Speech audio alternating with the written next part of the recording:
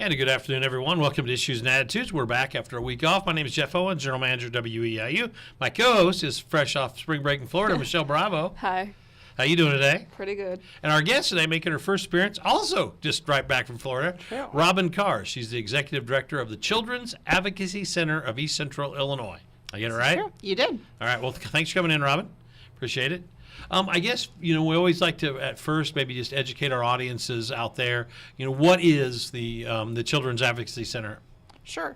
And we can call it CAC for short because Okay, it CAC. is a mouthful. So we are one of a network of agencies like ours that cover the entire state. And our main focus is providing services and facilitating what we call a multidisciplinary team approach to investigations of child abuse and other types of investigations that involve children that might need to be interviewed, get other types of services, access to mental health, medical follow-up, support through the judicial system, that type of thing. Okay. So what are your main duties as the Executive Director? You said you're one of just 5 on your team? Yes, we have 5 full-time staff members. We're very small. We're a nonprofit agency. Some CACs are actually attached to their counties, but we are independent given that we're serving 10 counties. So we do have a team of 5 of us. And what are my duties? A little bit of everything. So we are grant funded, so writing and managing the grants that we have. I still provide direct services. I am a forensic interviewer myself, so I'll do some forensic interviewing, testifying, presenting, speaking to organizations about what we do, a little bit of fundraising, vacuum, take the trash out, you name it, we do it. Is there the toughest part of your job when you say some of that? I think just probably balancing all of those things. There's not a typical day in what we do, and you can have a plan, and then something can happen that rearranges the whole thing. So I think just needing to be flexible and keep your priorities on as straight as you can is probably the biggest challenge. It's not an easy job that you have. You probably see and hear about some horrible things and have to deal with that. So how do you attack each day knowing that you don't know sometimes what's going to happen or what you're going to hear or see? I think for me, I function pretty well in that gray area, and I think if you're going to survive in this field, you probably need to be able to do that. And I think just having a plan, I'm a list maker, so, I have a list, and then you kind of have the list for the list, and then at the end of the day, you readjust the list and you hope maybe you checked a couple things off. But I think just being able to go with the flow and rearrange as you need to, and sometimes very much on the fly. I mean, you just don't know, every day is a Monday for us, and you just kind of have to, you kind of have to roll with that. Okay, Michelle? Do you guys work with any other agencies, or is it just solely independent, like DCFS or things like that? We work with a lot of other agencies. So I mentioned the multidisciplinary team, and there are some organizations that are definitely sort of the core group there. So you mentioned DCFS, Child Protection, here in Illinois. So that's a very common partner for us. Law enforcement, state, local, federal. So we work, here in Charleston with, CPD, the Coles County Sheriff's Office, state police. It's not uncommon that we're dealing with FBI or Homeland Security for cases that are at a federal angle. Other agencies we partner with very regularly here locally that people would know about would be SACAS, our local sexual assault agency. Mental health, we partner with Lifelinks here locally. We make referrals to other private agencies. Medical providers, the state's attorney's office. That's kind of the core group of when we call our multidisciplinary team, or MDT for short. We've got all the alphabet soup like most social service organizations, but those are kind of the core groups that we partner with regularly. But in addition to that, it could be anybody, because every child and family, their needs are unique. So if somebody has a housing concern, or they need help with their electrical bill, or their water got shut off, or they need to get their car fixed, kind of what we pride ourselves on is being the hub for all of that, so that hopefully we can eliminate kids and their caregivers having to go on the wild goose hunt. So we want to point them in the right direction, not necessarily do it for them, but save them some of the legwork. obviously Charleston has CASA as well, but you are different in CASA. You're telling me off air, with, what the differences are. And can you explain maybe the main difference, and we'll kind of continue on with your job? Sure. So CASA stands for Court Appointed Special Advocates. And so those are folks that are appointed when children are taken into care of the state, youth in care, like what people think about foster care, or people call them wards of the state. That's not the common terminology. Yeah. Youth in care is what we call them. So they get assigned a CASA advocate who's going to be looking out for their interests throughout the life of that piece as they work through whatever has taken them out of their family. Our agency comes into play when there's an open investigation. So there has to be an active investigation with DCFS, law enforcement, or most of the time it's a combination of those. So there might not be any law enforcement involvement with cases where children are youth in care. Sometimes it doesn't have anything to do with legal piece. It's more of the child protection angle. So the biggest difference for us is, honestly, the majority of our cases, our clients are still with one or both of their parents. So, if a child's experiencing abuse, if mom was not the abusive person and mom is protective of the child's going to be able to stay with mom. So we definitely do have some crossover in our caseload. And here, we serve 10 counties. I don't remember if I said that before we were on air or after, but we serve 10 counties. And so here locally, the CASA office here serves 2 of the counties that we work in. We have other CASA offices that cover some of the other counties that we have, and some of our 10 counties don't have CASA coverage at all. So if you have a child that you think's being abused or is being abused, I guess it doesn't matter in this way, and the mom and dad are still in the house, and if it's the mom or the dad that's doing it, they get to stay with the other parent that's not. How does that work? Does the other parent get kicked out, or? There's a lot of Yeah. if this, then Yeah. that happens in that. And our agency, to be clear, is not the decision maker in any of that. So You're the advocate for the kid, right? Mainly? So, and I think that's a tough word, right? Okay. We are advocating for what's best for the child throughout the course of the investigation. But as far as, if there is a concern that somebody within that household is the person that's harming the child, sometimes that person is removed from the household during the investigation. Sometimes, the child is relocated in a temporary format. Those kinds of decisions are typically going to be made by the investigator from DCFS that is managing the case. Okay, Michelle? That's all right. It's a tough subject when we're talking about this. You serve a wide area, so you obviously have you're on the road a little bit, or you have other people that do this. But in this area, the 10 counties, I mean, do you have any stats or statistics that say, about child abuse and sexual abuse and things like that you can share? I think what I can tell you, a couple things. So a local statistic for you, last year in our fiscal year, which is typically how we look at our statistics, we interviewed just over 370 children over those 10 counties. Coles County tends to be one of the larger counties that we serve. And so our counties are pretty rural. Coles County would be the most populated county that we serve. And usually Effingham is going to come in kind of next with our caseload. And so it really mirrors what the population looks like. And it ebbs and flows in the other counties. A county might have kind of a bad run and have more cases one year and then be quieter the next. There's really not a lot that can tell us for sure what will happen. We know that the statistics about child abuse in general are pretty consistent across the board, unfortunately. They don't change a lot in one direction or the other. We know that statistically kids don't tell when they're being abused. And that's the biggest challenge that we deal with, is helping everybody surrounding these cases understand that a delayed disclosure is really normal, especially when we're talking about sex abuse cases. Physical abuse cases oftentimes get uncovered because there's an injury that somebody sees. Sex abuse cases, there's typically you can't look at a kid and know if that's been happening to them, and there's not usually a witness per se. So those are much trickier as far as how that happens, and so sometimes it will be quite a long time before a child comes forth, if they ever do, to share that has happened to them. So you said there's 370 people or investigations in last fiscal year. You've been there for 9 years. Is that about an average number then usually for the? In the time I've been at the agency, we've pretty much seen just a small increase every year. I remember when COVID began, we were really nervous about what was going to happen. A lot of our reports come in from mandated reporters, teachers, coaches, people at church that were seeing kids, and we knew that during the shutdown that kids might be at home with somebody who is not a safe person for them. So we were really nervous about what that would look like, if we would see a big dip in reporting or if we would see a huge increase as things opened back up.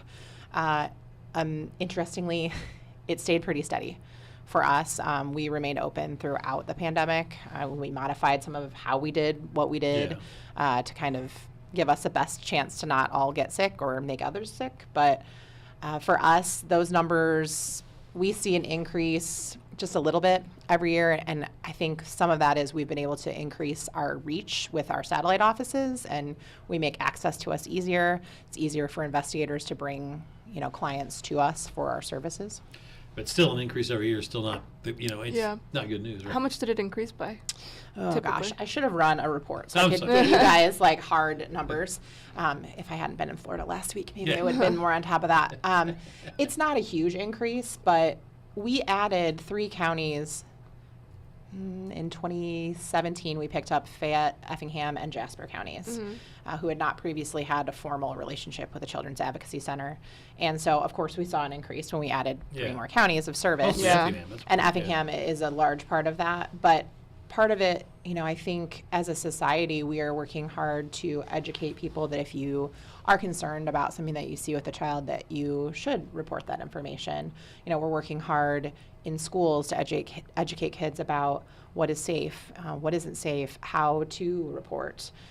So I think we know that kids that have that kind of education are more likely to report if something's happened to them, but it's not been a huge increase, but steady. And keep in mind that of those almost 400 kids, not every one of those kids made a disclosure. Not every one of those children was even necessarily specifically concerned. They may have been related to something that happened. If one child in a household makes a statement that something's happened to them, we're typically going to interview all of the children in that household because they might be able to offer information that will help further the investigation one way or the other because of something that they saw or heard, or they unfortunately may have also experienced abuse too.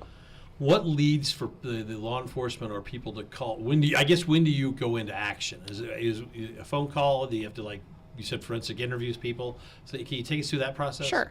So how we get a case, either a report is made to the DCFS hotline here in Illinois. That number is 1-800-25-ABUSE. So if somebody has a concern, either they've witnessed something, a child has told them something, that's kind of the main funnel for that information. And it's staffed by real live people. They used to work at a phone bank in Springfield. I think they're all still working remotely maybe, but they are social workers. They're trained to work through that information with the callers. That can be a mandated reporter, or it can just be a concerned person. Or a call can be made directly to law enforcement. And then law enforcement or DCFS, whoever's picking up that investigation, will reach out to us and say, hey, we have a case like this. We have, 1 kid, 3 kids, whatever, that need an interview. And then we work with the investigators and the families to find a time that works best for everybody to set up for families to come into the center. Our services are generally provided, those initial services, interviews, those types of things are offered right on site at our office. And then our referrals, it kind of just depends on where those are being made to, where those types of services are going to be offered. We're talking to Robyn Carr today from the Children's Advocacy Center here in Charleston, serving a 10-county area. Robyn, what led you personally to get into this line of work? So I actually have a background working in higher education. I actually had the opportunity to work on campus at Eastern for quite a while in student affairs, and was between some work after I had my second kiddo, who's now almost 9. And I had a colleague who worked in law enforcement who knew there was going to be an opening with the agency. I was familiar with the work of the CAC from some volunteer work I had done through a community organization. And so I was interested in, looking at something in the nonprofit world. And so I applied, not probably really knowing a lot about what I was necessarily getting myself into, a little bit, but not a lot. And ultimately I was hired. I started out as what we call a family advocate, which is somebody who's going to work with a family kind of frontline when they come in and be their point person throughout the case. Then I went to training to become a forensic interviewer. And I was our lead interviewer for a little while before I was promoted into the director position about a year and a half ago. How do you describe your leadership style? You know, I guess I look at myself as just another part of the team who just happens to have a few extra responsibilities that generally everybody else doesn't. You know, my favorite part of what we do is interviewing kids and talking to kids. And I don't think I'd probably ever completely give that up. I think it's good to be in touch with that piece of what we do and to remember why we do what we do and remember how hard that can be. You know, I am supporting our staff that are the people that are mainly doing that. I don't do nearly as much interviewing now because I have a lot of other things that I need to take care of in my role.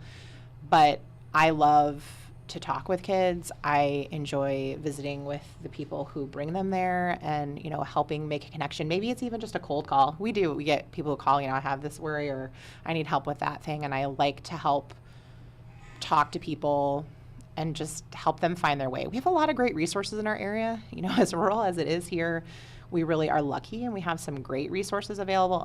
But navigating that stuff, you know, it's a normal day to me. I understand maybe how the systems work. You know, it's a lot of big systems. DCFS is a system, a law enforcement system, the criminal justice system. You know, it's a normal day for those of us who work in the field, but for kids and families, it's not a normal day. And so just helping them navigate that is probably my favorite part of what we do. When you're interviewing a child, though, and they go into details that are not good, is it tough to stay on task when they're telling you things like that? Would that be the toughest part or the hardest? Or I mean, I think interviews can be really challenging. I think for me, the types of interviews that usually are the hardest are maybe a child who didn't see themselves as a victim, maybe an older kid who was kind of knew a little bit about what they were getting themselves into and comes in very much, you know, maybe it's a teenager who met an older person on the internet, okay? And they think that, you know, for them, they're in a relationship and they care about this person and they are not a victim. And sometimes you can see an older kid like that during an interview start to connect some dots and realize that they were a victim of that situation. And that can be tough to watch somebody have that realization. But I think what probably surprises people is most of the time when we talk to kids, it isn't, you know, they aren't necessarily crying or super emotional or super traumatized because kids don't necessarily, especially young kids, don't necessarily understand the same way that we might about what happened to them. They might not have even understood that it was wrong at the time, which is sometimes why people that want to commit these crimes against kids can do it as long as they can and as well, which seems like a weird word, but you know, they're skilled at what they do. So I think that, you know, kids come in and they talk to us in an interview about things that are really terrible, but kind of like how they might tell you what they had for breakfast. That's interesting. I would have not thought that. You always learn something. Yeah. Internet, social media has probably changed the way that you all do your work. I mean, 15, 20 years ago, maybe it wasn't as prevalent, but now that's all you hear about, it seems like, is some kind of fraud or what do they call it? The catfishing, Yeah. things like that. Sure.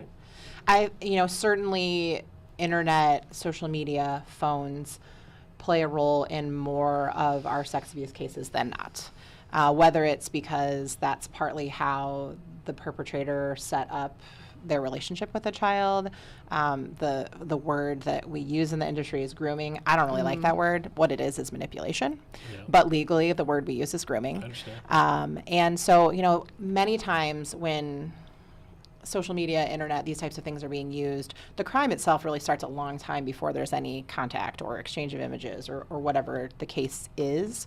You know, it's that first contact. And that manipulation isn't just with the child. It's with the people around the child. It's with mom and dad. You know, it's getting everybody around them to trust the situation so that they can have better access, unfortunately. It's hard as a parent. Sometimes some of the things that I know from my work, I'm probably more cautious. Well, I know I'm more cautious about some things. And I think the hard thing is that even with everything I know, I recognize that there's nothing I can do that will 100% protect my children because people that want to do this are good at what they do. And So certainly a lot of our cases do involve some aspect of electronics, digital things, what have you. It's hard to keep up on top of that. It moves way faster than the law does. Knowing how to navigate that stuff is definitely tricky. Training of how to handle that stuff, but there's a lot of good that can come out of when that is an element, because that can actually be evidence that can support a child's statement. And most of our cases don't have what people think of as traditional physical evidence. So if we can get, this communication between the perpetrator and the child victim, that can sometimes support and help. It can seal the deal in some instances, right? It certainly can. What if a child just simply will not talk? You believe they've been abused, law enforcement believes they've been abused, but you can't get them to open up. I hate the word tricks of the trade, but we all use it in every industry that we do. Are there, tricks of the trade to get a child to open up and talk to you? We talk about that in our industry as dealing with blocks with kids. And so a lot of times it's understanding what's having a child withhold wanting to talk about what it is. Are they afraid they're going to be in trouble? Maybe they did something, they were using drugs or alcohol, or they were someplace they weren't supposed to be. So sometimes kids are fearful that they're going to get in trouble.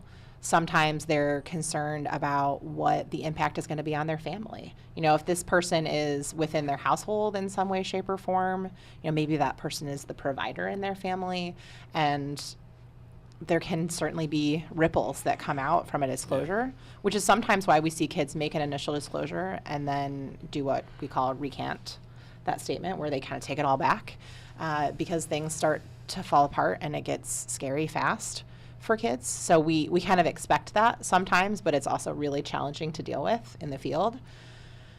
I think I went down a rabbit hole and sort of forgot where we started, but it's just trying to get a kid, I think that would be one of the tougher things, is to get a child to talk, and mostly if they're just really, really withdrawn or upset about things. For us, in our role, we would advocate never to force a child to make a disclosure.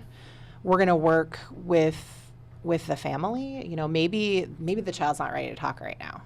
Sometimes these abuses are discovered not through a child coming forward, but because somebody stumbles upon messages or finds a journal entry, or somebody sees something that seems off. So that kid just may not be ready to talk, and we don't want to force them, because that can be really damaging from a mental health perspective. I get it, yeah. So we're going to utilize our other partners. We're going to get that child some counseling support, get the family support, let them know that when they're ready, we'll be there to talk to them. But we really work to not push further. We're going to work through, if it's a block that we can work through in a way that's in the best interest of that child, certainly we want to be able to do that. But if we push too hard, is that child going to be able to then go to court and tell that information again? Because ultimately they will have to if there's criminal proceedings. So we're always weighing the pros and cons of how hard to push. I'm sure our investigative partners sometimes wish we would be willing to push harder, but we are careful about how we approach that. And that probably isn't your main job, is not to push harder, is to help too. What about child abuse signs? I know we've heard about the obvious signs, but as you continue to talk about this and the problem is going away, if someone sees something, and talk about that a little bit, about signs and what you should do afterwards. Sure. I think when it comes to physical abuse, I think people feel fairly comfortable recognizing what that looks like. Any child that has a broken bone that was inflicted by somebody else, or, bruises, burns, bite marks. It gets kind of scary when it's all scary, right? But some of the things that people will do, either as punishment or what have you, I think people are generally more comfortable with that. What to look for as far as for concerns of sex abuse, every kid, how they respond to that is different. Some kids are going to withdraw. There might be a change in their sleep habits. But the hard thing about a lot of the things that we think of that can be kind of hallmark symbols is they can also be a myriad of other things. And so a lot of it is just, is there a big change in that child? Is something different? Someplace they like to go before that maybe they suddenly don't want to go to, an activity they used to really enjoy that they don't. Sometimes kids feel like they're telling when they're just like, I don't like so-and-so. Yeah. So-and-so is mean to me. And to them, they told. And it's hard, you know, and I think the other thing that we know about, especially young kids, is they're surrounded by adults who are juggling a lot of things. And so we don't always pay as much attention. I'm a single mom. I will fully own that my kids don't get my direct attention probably nearly as often as they should. And so even if kids want to tell or try to tell, that may not be well received. So if a child does share information with you, the biggest thing I can say is to listen. You know, don't brush it off. Don't tell them they're wrong. Hear them. Because a lot of times that first time a child tries to tell, it's really important how the person that they tell responds.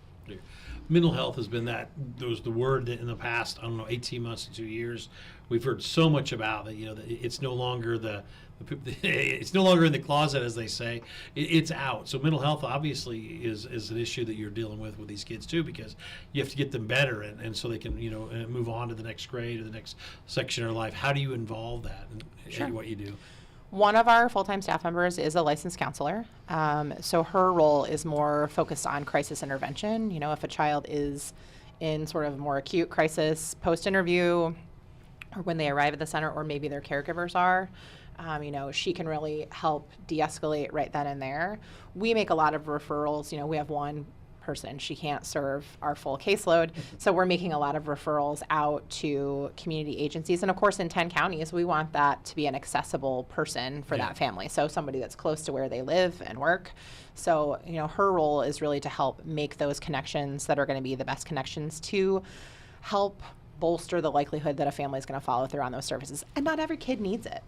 But sometimes their caregivers really do. Unfortunately, sometimes parents experience abuse that they never really worked through, and now they're going through this with their child, and they really need support too. So, you know, our services are not just for the kid that we're interviewing, but for their whole network. Because we know a stable family helps that child moving forward, whatever that looks like for them. We have a minute left today with Robyn Carr of the Children's Advocacy Center. Real quick, your contact information if someone wants to get a hold of you. Sure. Our website is www.caceci.org. We're also on Facebook. We're available during business hours. People are welcome to call us with questions or concerns, and we'll get them pointed in the right direction. We always like to end the show with a little bit of just completely different subjects, all right? So we'll do a couple. We're almost out of time. Favorite TV show of all time? Oh, gosh. I really like NCIS. I don't know. Michelle? Oh, I don't know. You want to answer? No, that's okay. I don't have one right now. Favorite movie of all time? Oh, that's always a tough one. Empire Records. Okay. Do you have a hobby? Oh, I wish I had a hobby. I wish I had time for a hobby. That's a good answer. High school or college class that you love the best? I took a poli-sci class in college, and we got to go to Alaska and study about the Valdez oil spill. Probably the most interesting class I ever took. It was like great meeting you. Thanks for coming in on your Monday after getting back from vacation. Absolutely. So we appreciate it. That's Robyn Carr. She's Michelle Bravo. I'm Jeff Owens. We'll be back next week right here on Issues and Attitudes.